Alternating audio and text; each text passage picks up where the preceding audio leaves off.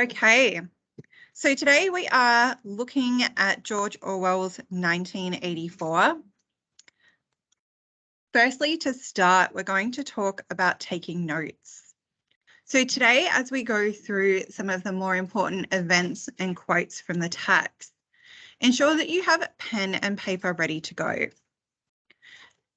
For really effective notes, you should have subheadings to keep your notes clear. So if there are particular events or themes, you would have some type of dot points underneath a subheading. I also suggest highlighting important features with a highlighter or underlining as well to emphasize key points. It's important that you write dot points. Don't try to write everything down because that would be nearly impossible.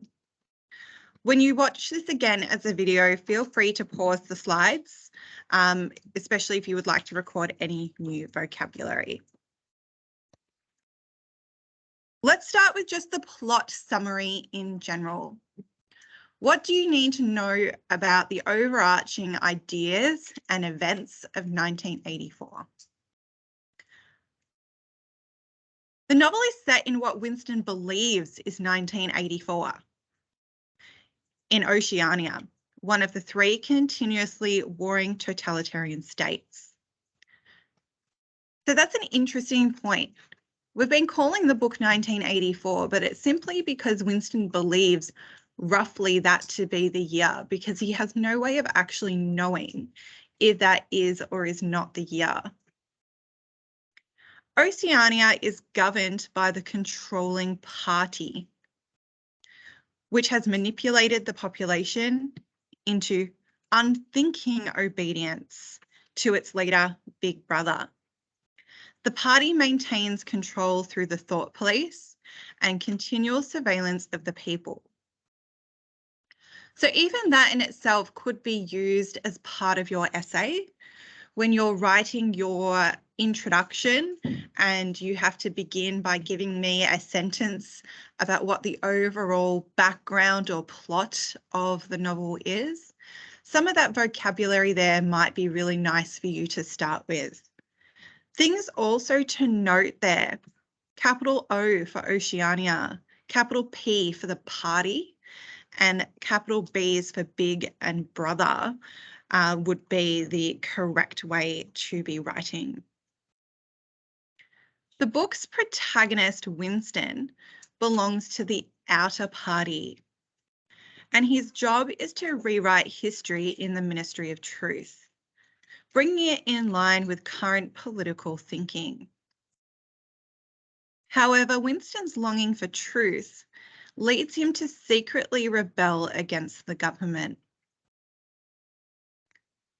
We know that he starts this with his diary from the very beginning of our time with Winston, but also his forbidden affair with Julia, a like-minded woman who together they rent a room in a neighbourhood populated by proles. So we remember the proles are not part of the party.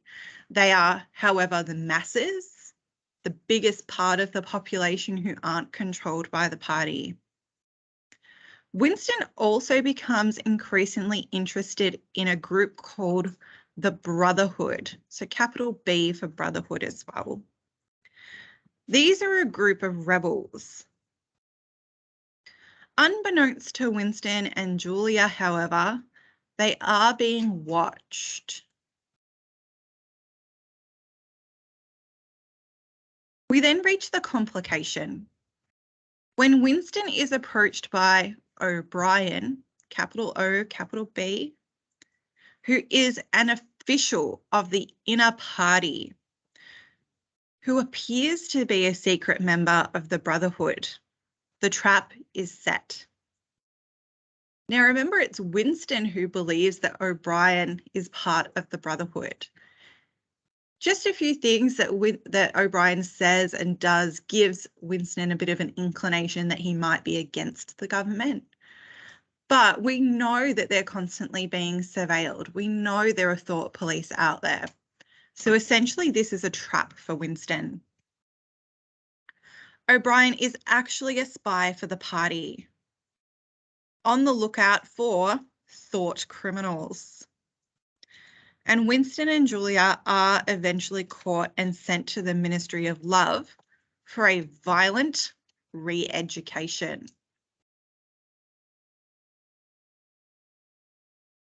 The real climax of the novel comes in room 101, where prisoners are forced to break by exposure to their worst nightmares. Winston panics as a cage of rats is attached to his head. He yells out to his tormentors to do it to Julia and states he does not care what happens to her. Due to his betrayal, Winston is released, yet a broken man, and he finally relents, saying that he loves Big Brother. So there is no happy ending to this text, but overall we can see the plot development through this summary. We can see Winston's early thoughts, Winston's acts at rebellion, and then his capture and ultimate breaking. So you want to know this, but then we will also need to know more specific events. What are the specific things that happen in 1984 that you could talk about in an essay? And today we're going to go into those in a bit more detail. Before we go on to them, I want to help you out with some of the characters first. So just as a bit of a refresher, on the left, we can see a little table there that some of you may have drawn before, where it's the hierarchy of the party. At the top, we have Big Brother. Now, whether Big Brother is real or not is an interesting concept to also discuss. Winston's never seen Big Brother, although his face appears on many pieces of propaganda throughout the state.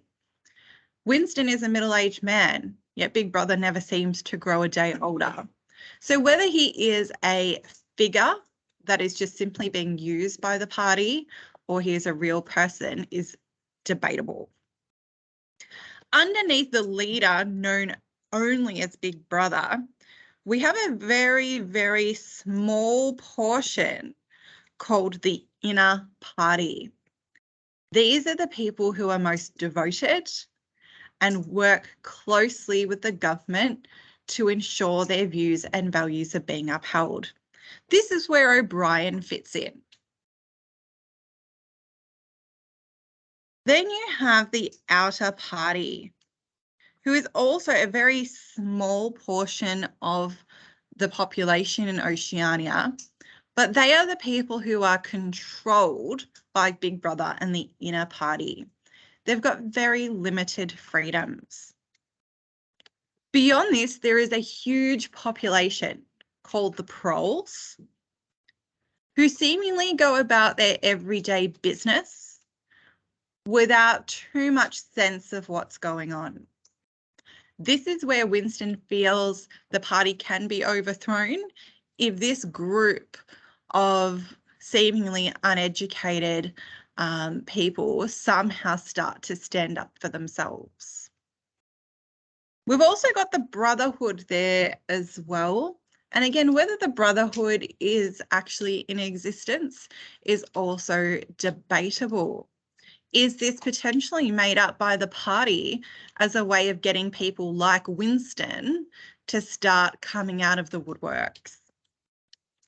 You do also have there a series of characters on the character map, so you can check the spelling of their names for your exam. Let's start with Winston. So Winston is the protagonist who is staunchly against the party. He is in a relationship with Julia, who you could refer to as Winston's ally, who is also against the party's doctrines, but not to the same extent as Winston. She's rebelled in her own way. They're in a loving relationship, but both ultimately betray each other by the end. Other characters that you should know. Well, most people in their practice essays wrote on O'Brien. O'Brien is part of the inner party. And we can see there by all the arrows that he is really the antagonist of this text. He pretends to be a follower of Goldstein, who is the famed leader of the Brotherhood and an anti-party organisation. But he's actually an agent of Big Brother, who is the leader of the party. Other characters you might want to talk about, you might want to talk about Mr. Charrington. He rents a room to Julia and Winston, but is actually a member of the Thought Police. They feel that Mr. Charrington's helping them. They feel that he's given them a safe place to discuss rebellion and read from Goldstein's book, when in fact he betrays them. We then over here have a couple of minor characters. We have Syme. Syme was a newspeak expert. He spoke to Winston in depth about what the purpose of newspeak was, which was to narrow the range of thought of the people by taking their vocabulary away. And eventually, if you don't have the words to discuss rebellion, then it can't possibly happen. He's eventually vaporized by Big Brother. Although he seems loyal to the party, he's just simply too intelligent. We then also have Ampleforth, who you could use as an example. He's a poet who works with Winston, who is abruptly arrested. So again, people who are a bit creative or a bit different can't survive in Oceania. You also have Parsons as another character who's a bit hard done by. Parsons was Winston's neighbour who was also arrested. You might also remember Parsons' children who are devoutly loyal to Big Brother. And when Winston was over fixing their sink, they even called him a traitor.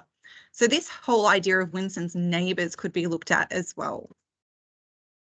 So just keep in mind when you're writing your essays, you don't always have to just talk about Winston.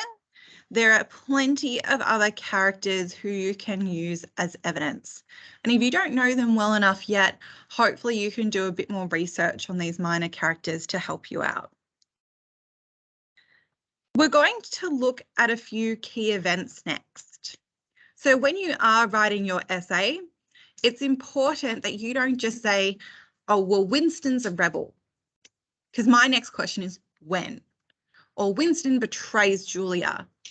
Again, my next question will be when? You have to have some specific events to discuss.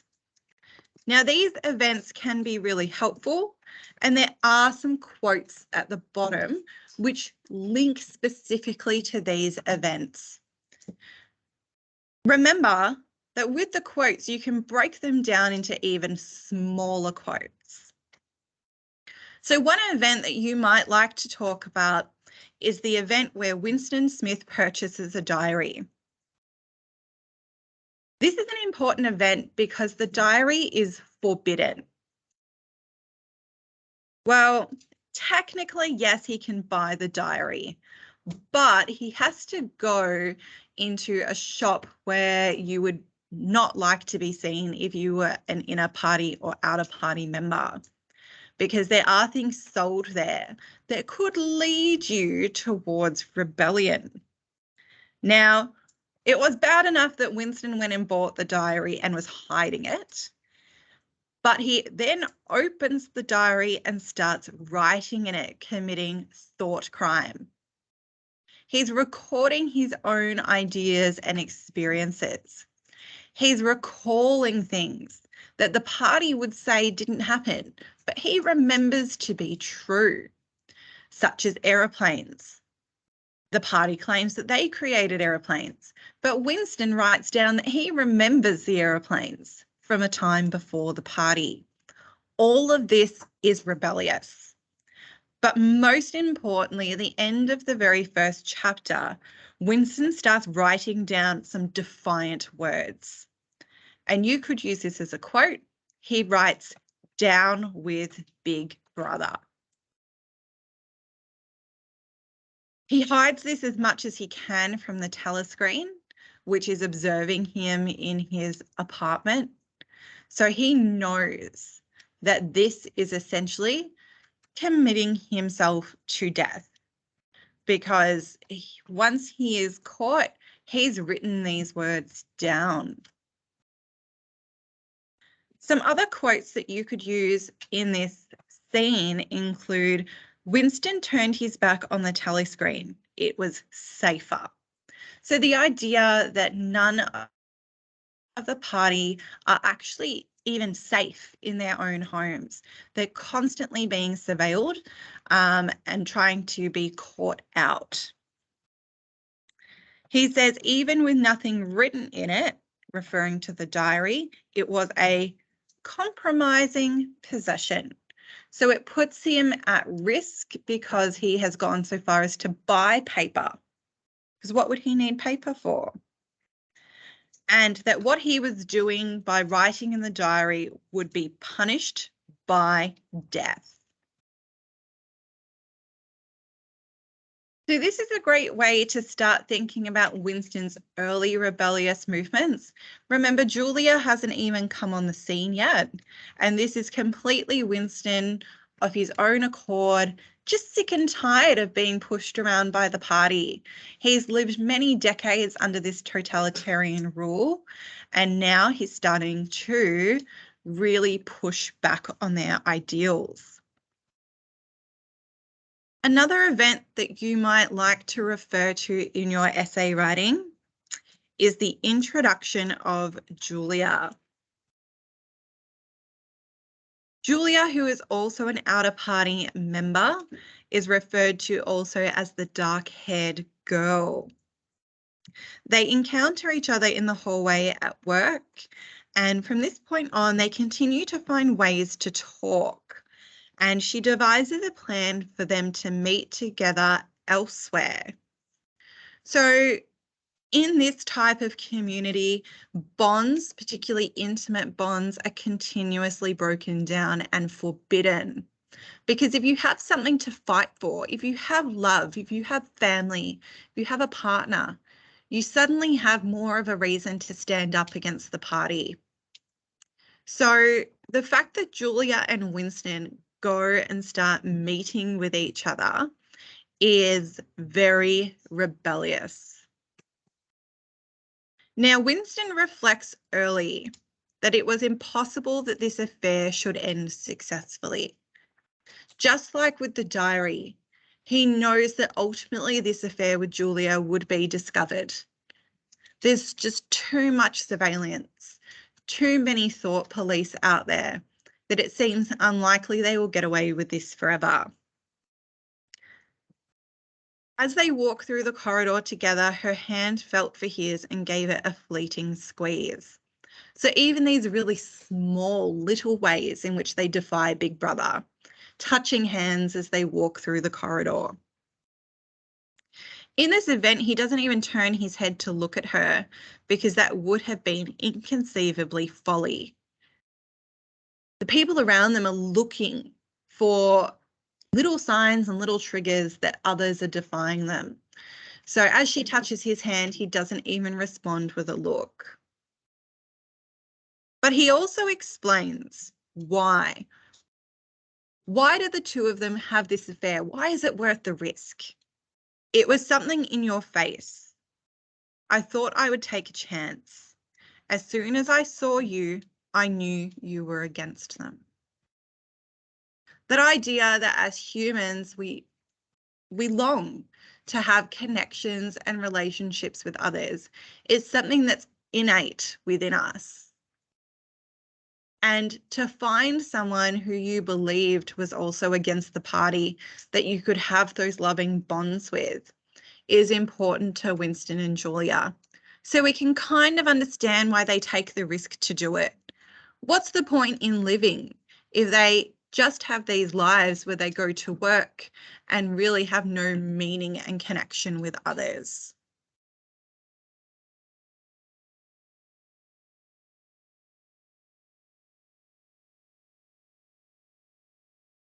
You can further talk about Winston and Julia as they continue this affair.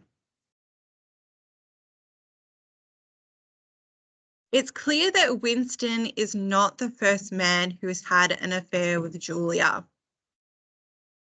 an act which is also rebellious, as promiscuity is forbidden by the government. The idea that you would have different relationships with different people and court them was not acceptable. So Julia has had her own rebellion beforehand, where she's taken other men out to the country to have relations with them. After some time, though, Winston and Julia fall in love with each other. So it is that deeper bond which started as just a physical affair becomes true and lasting love. They know the risks involved in continuing this. Think carefully, because Julia has been with other men and then stopped because she obviously doesn't want to get caught. But her relationship with Winston is so important that they do continue. So from the moment of declaring war on the party, it was better to think of yourself as a corpse. Again, a really powerful quote around that Winston and Julia know that they essentially dead people walking.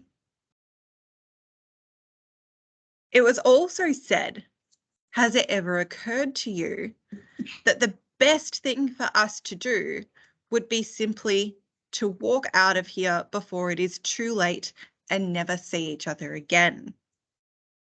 So there is some reasonable and logical discussion between the lovers that, hey, we would be better off just to stop this, but they can't. Again, those innate human bonds are so important when they've lived these such isolated lives. But they do agree on one thing, which is the one thing that matters is that we shouldn't betray each other. And both of them seem to make that vow that no matter what happens when they are caught, not if they are caught, when they are caught, that they stay loyal to each other and that they do not betray each other's trust. Wow. We know that this is not going to end well.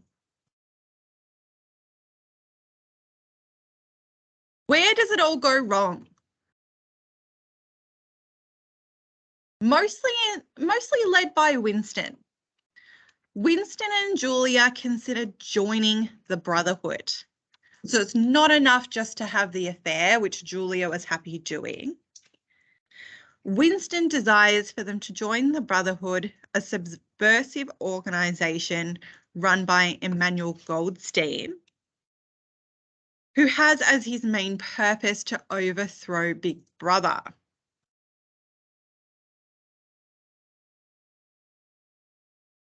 Julia and Winston continuously meet each other for lovemaking and conversation at a room above the store where Winston has purchased his diary, the store of Mr. Charrington.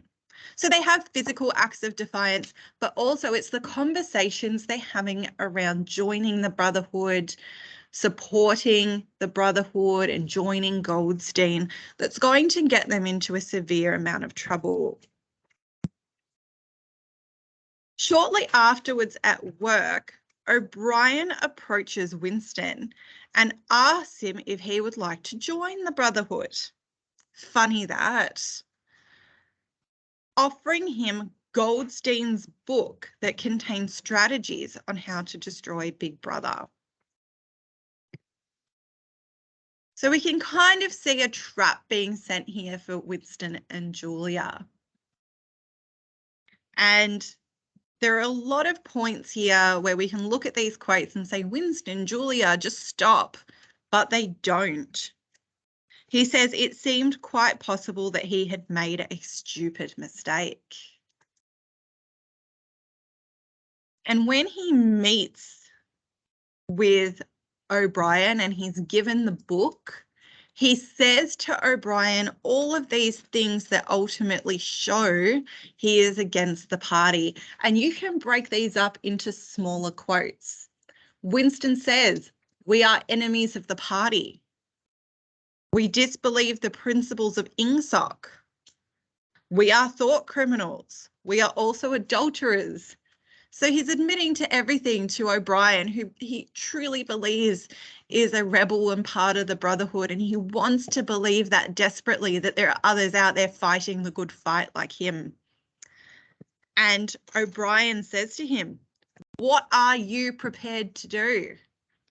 Give your lives? Commit murder? Betray your country?" And again, Winston and Julia say yes. So all of these can be broken up into smaller quotes that can be embedded into your own writing around how O'Brien has this conversation with Winston and Julia where they admit to being thought criminals. Once the trap has been set, though, there is a start to a downfall for Winston and Julia. And you can talk about how they are arrested, which is what happens next, for their subversive activities, which is a very general term for all of the things that they've just said, reading from the book, their sexual intimacy. While they have been in their bit of a love shack above Mr. Charrington's shop, it turns out Mr. Charrington was a member of the Thought Police. They've been listening and they've been watching to everything that's been happening up in that room. They are both separately tortured, and Winston is taken to room 101, where he is broken by his greatest fear, which was being gnawed on by rats.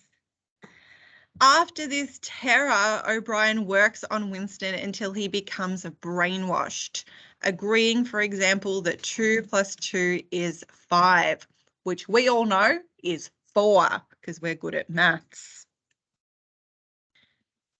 Some quotes that you might want to use when talking about these events. So again, you can break these up into the arrest, into Winston being in the cell and declaring to himself he would never betray Julia, and then being actually in room 101. So again, 3 separate events kind of rolled in here.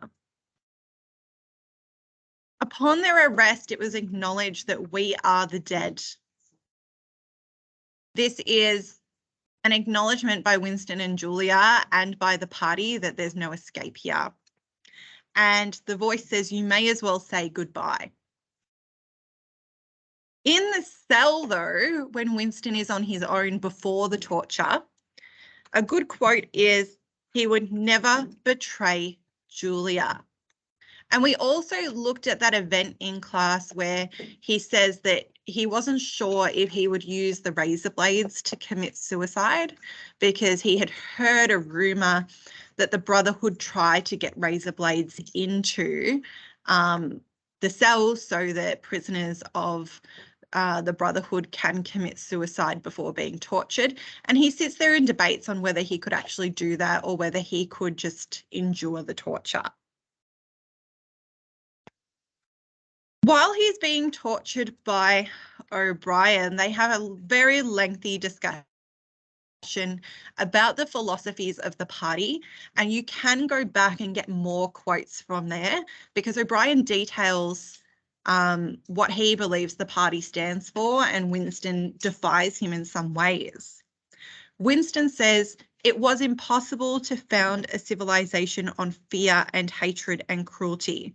It would never endure." That's a really bold statement by Winston, because we all know that Oceania is surviving, is thriving, is enduring.